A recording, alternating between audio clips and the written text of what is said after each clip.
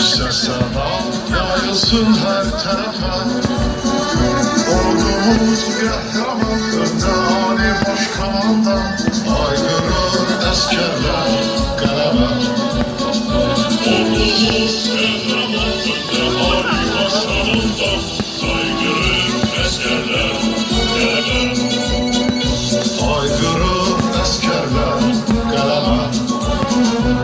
Aygırır askerler galebe. Sağ olun.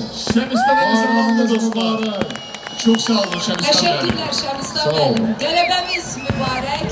Sumqayıt səmalarında ateş və şadlığı herkes izləyir.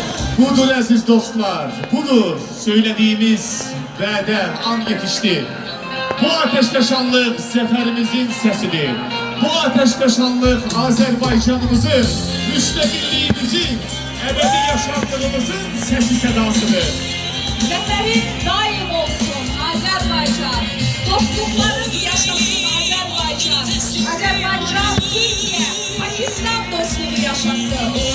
Zafer tarihin mübarek. Hele bu tarihler üzerine yeni tarihler gelecek.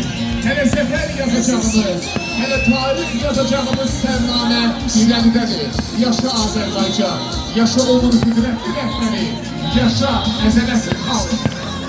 Zəngəzurlu, Qərbi Azərbaycanlı, Azərbaycanlı, yaşa. Sənə qələbə çox yaraşır, sənə zəfər çox yaraşır. Özel nefer, o gün ki sen al güneşli bir seherden ilham aldın. Yarandım ben, gülür cahan, gülür insan, koca şerdi kapısı sağ.